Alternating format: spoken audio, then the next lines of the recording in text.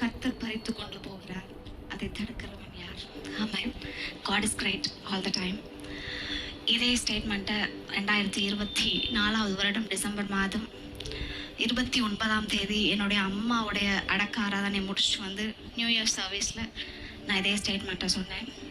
Then again ஒரு 1 year பேக்கில் கணவரையிலேருந்து நான் இதே ஸ்டேட்மெண்ட்டை சொல்கிறேன். யோபு இந்த ஸ்டேட்மெண்ட்டை ரொம்ப வேதனையான சூழ்நிலை சொன்னார்.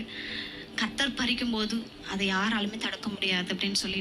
இப்படிப்பட்ட வேதனையான சூழ்நிலையில் நம்மளும் இதை சொல்லணும்னு ஆசைப்படுறாரு. அது எப்படிப்பட்ட வேதனையான சூழ்நிலை உங்களுக்கு இருக்கணும் அப்படின்னா, 2018 இதே நாயுடு மஹாலில் மேரேஜ் ஆச்சு. 2 பேரும் கரம் கோர்த்து இதே வீட்டுக்குள்ளே உள்ள நுழைஞ்சோம். 2020 ஒரு மகன், 2023 ஒரு மகன், 2024 தாயை இழந்து, 2026 கணவரை இழந்து நின்றாலும் நீ என்னை பார்த்து சொல்லணும், கர்த்தர் நல்லவர், ஆமென், கர்த்தர் கொடுத்தார், கர்த்தர் எடுத்தார், கர்த்தர் நாமத்திற்கு ஸ்தோத்திரம்னு நீ சொல்ல முடியுமா அப்படின்னு சொல்லி கர்த்தர் சில செக் பாயிண்ட் உங்க வாழ்க்கையில வைப்பார். ஆமென். எவ்வளோ பெரிய ஊழியக்காரராக இருந்தாலும் இப்படிப்பட்ட விசுவாச சோதனையில் நாம் விழ வேண்டியது இருக்கும்.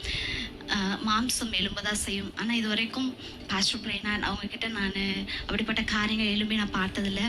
மற்றவங்கக்கிட்ட கோபப்படுறாங்க அப்படிலாம் சொல்லியிருக்காங்க. இது வரைக்கும் என்னை அடித்தது கூட இல்லை. கோபப்பட்டு நான் பார்த்து ரொம்ப ரேரான ஒரு காரியம். என்னை ரொம்ப கேர் பண்ணி பார்த்துக்குவாங்க. ஆக்சுவலாக எங்கே போனாலும் சேர்ந்து தான் போகணும். எனக்கு ரொம்ப பலவீனமான சுச்சுவேஷனாக இருந்தாலுமே வந்துட்டு இல்லை சேர்ந்து போகலாம், நீ உடனே கிளம்பிடுவல, அதான் டக்குன்னு 5 மினிட்ஸில் கிளம்பிடு அப்படின்னு சொல்லுவாங்க. அதான் கேட்டுருந்தேன், சேர்ந்து போகலான்னு இப்போ தனியாக போகிறீங்களேப்பா, எதுக்கு? ராஷாவின் அரண்மனை நான் எழுப்பிட்டேன், விதைய உன்னை சீடை புதைச்சிட்டேன், திருப்பி எழுப்பி கட்டுறதுக்கு நான் ஒன்று வச்சுருக்கேன்னு சொல்லிட்டு போகிறதுக்காகவா அப்படின்ட்டு அவரை பார்த்து கேட்டுட்டு இருந்தேன். போன வாரம் பாஸ்டர் ஐசியூவில் இருந்தனால என்னால் செய்தி கொடுக்கறதுக்கு அவங்களுக்கு வர முடியல. ஸோ நான் தான் என்னோட சபையில் செய்தி கொடுத்தேன். என்னன்னா, அனுமதித்ததெல்லாம் நன்மைக்காக அப்படின்னு ஜாய்சன் அண்ணா பாடின ஒரு பாட்டை பாடி அதுதான் நான் செய்தி கொடுத்துருந்தேன். ஒரு தேங்காவை தான் உதாரணமாக வச்சு செய்தி கொடுத்துருந்தேன். தேங்காய் உடைக்கப்பட்டாதான் அது வந்து அதோட நன்மைகளை வந்து நம்ம எடுத்துக்கொள்ள முடியும் அப்படின்னு சொல்லி. ஆனால் அந்த காரியம் இன்றைக்கு என்னோட வாழ்க்கையில பிரதிபலிக்கும் நான் நினைச்சு கூட பார்க்கல.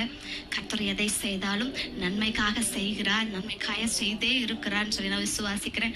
அம்மாட்ட நான் சொன்னது போலதான் 2 டேவிட் பிரைனாட ஆண்டவர் கொடுத்திருக்கிறாரு.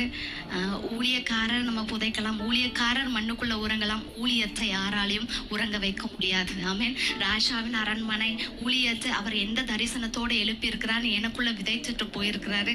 அதனால டேவிட் பிரைனாட் இருந்தால் நான் ராஜாவின் அரண்மனை ஊழியத்தில் இருக்கிறேன். அநேக பிள்ளைகளுக்காக நான் ஏன் பிள்ளைக்காக இப்போ உட்காந்து அழுகல, வந்திருக்கிற ஒவ்வொரு விசுவாச பிள்ளைகளுக்காக இந்த பிள்ளைகளை நடத்துறதுக்கு அப்பா நான் சாலமோனை போல நான் கேட்குறேன், எனக்கு ஞானத்தை கொடுத்துருங்க டேடி. இவரை போல நடத்துறதுக்கு எனக்கு அவ்வளோ ஞானம் இல்லை, இந்த பிள்ளைகளை நடத்துறதுக்கு எனக்கு ஞானத்தை கொடுங்கன்னு தான் கேட்குறேன். அவன் ஜேம்ஸ் எவ்வளோன்னு இல்லை, இந்த பிள்ளைகளை நடத்துறதுக்கு ஒரு அனந்த ஞானம் எனக்கு உண்டாகட்டும்.